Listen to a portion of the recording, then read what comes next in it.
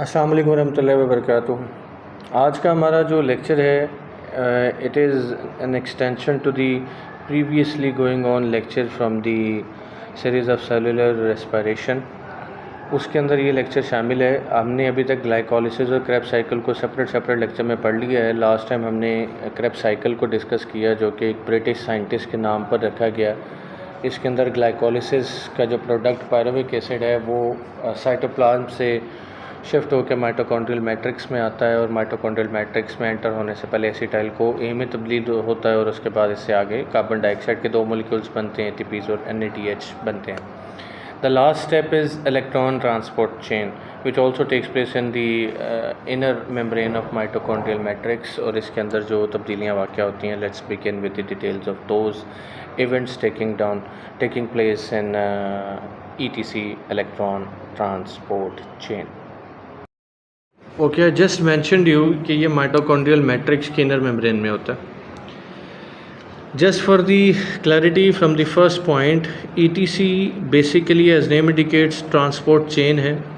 वो तमाम बड़े एनर्जी रिच मॉलिक्यूल्स जो हम ग्लाइकोलिसिस और क्रेब्स साइकिल में बनाते हैं, पैदा करते हैं in the form of NADH2 and FADH2, वो अपने अंदर से, आपने दोनों के बारे में पढ़ा कि ये कोएंजाइम्स हैं जो कि बवक्त ज़रूरत हाइड्रोजन आइंस को यानी प्रोटॉन्स को और इलेक्ट्रॉन्स को कैरी करते हैं during the stages of previous stages of the cellular respiration.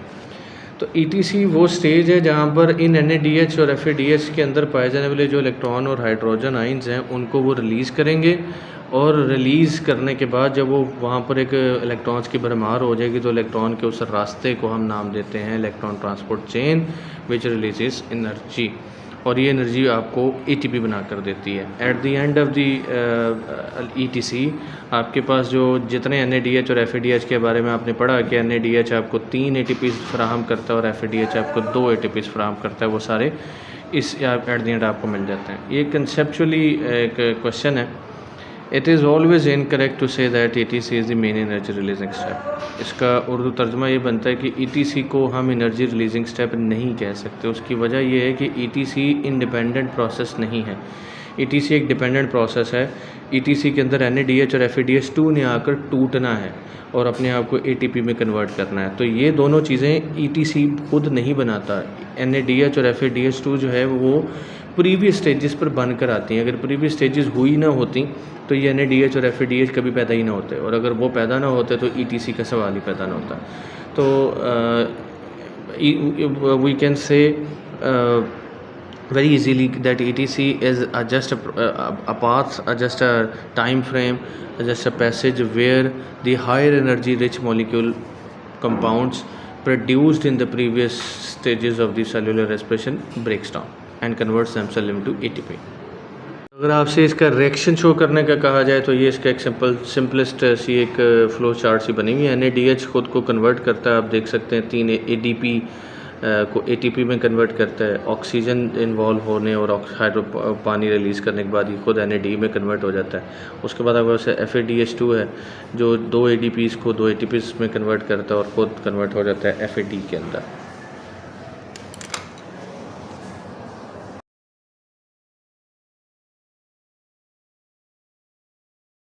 Okay, just for summing up the whole stages of cellular respiration we discussed in 3 chunks, एक ओवरव्यू कि उनके अंदर कितनी ATPs पैदा हुई।